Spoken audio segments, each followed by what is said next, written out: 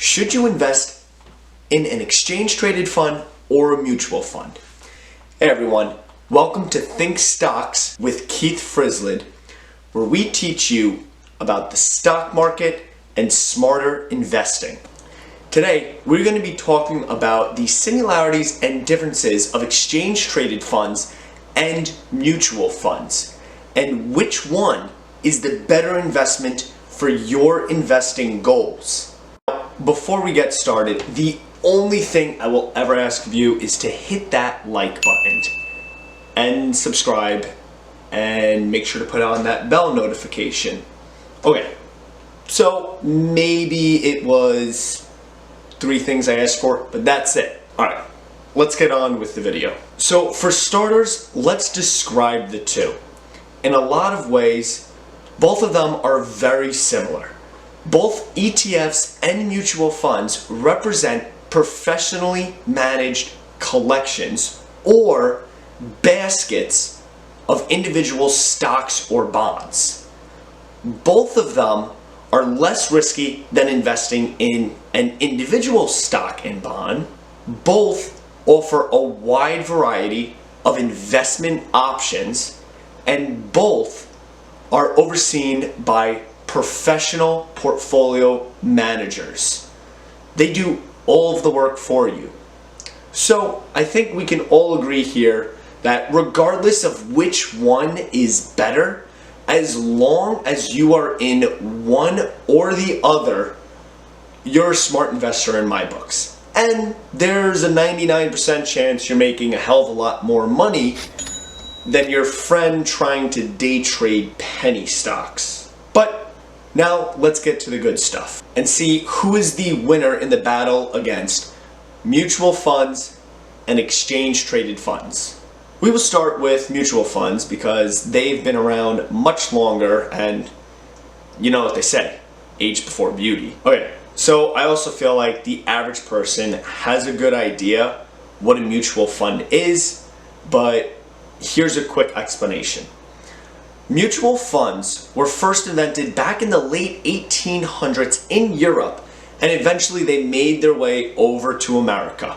In 1924, the first modern-day mutual fund, which is called Massachusetts Investors Trust, was created. And in case you're still confused with what a mutual fund does, picture this. It pools money from the investing public, that's you, and uses that money to buy other securities like stocks and bonds. The average mutual fund holds hundreds of different securities, so it's well diverse and you can expect to make a nice return and be protected from risk.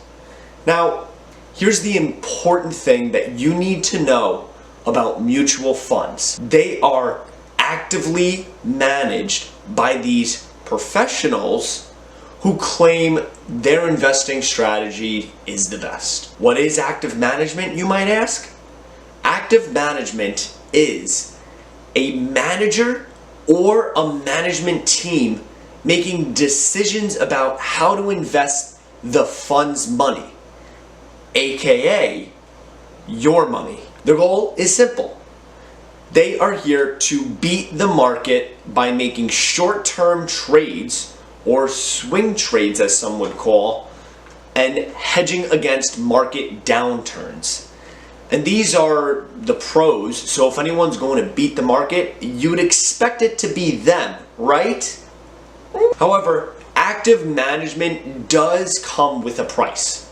No, literally, it comes with a price. These active managers have to get paid for all of the hard work that they do.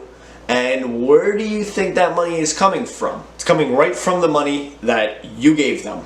Oh, and if they make poor investments, which sometimes they do, and you lose money, they still take their pay. And trust me when I say this, it adds up over time.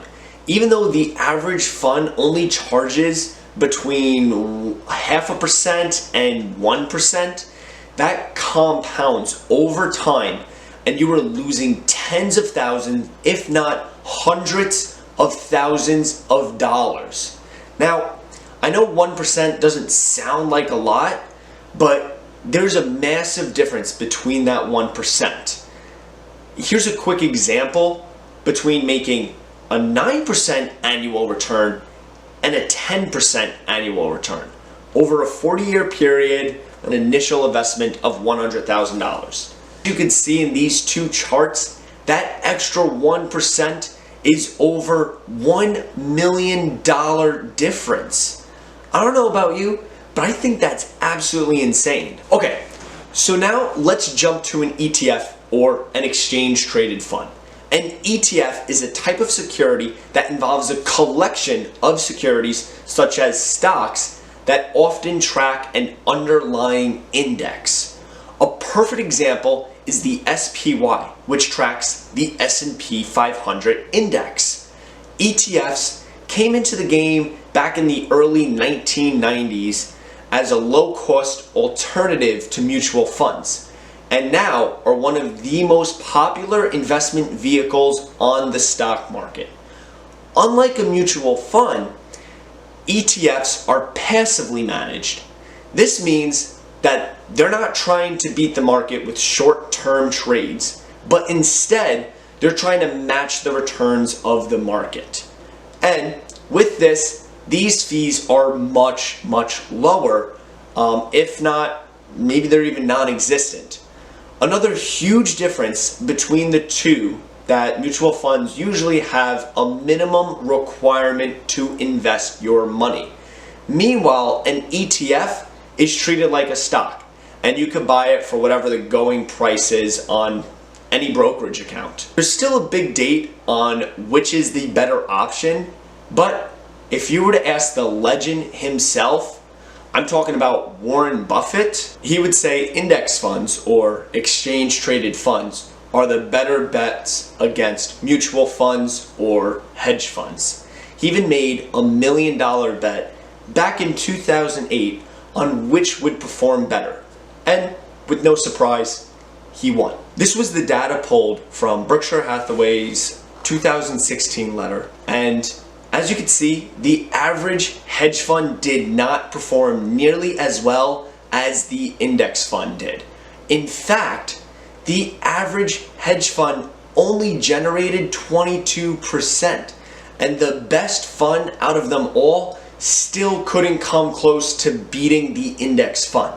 Now, there's definitely room for debate here, like if this bet were to be done in 2002, the mutual fund would have beaten the index fund, but as we look back in history, it looks like passive investing always ends up beating active investing.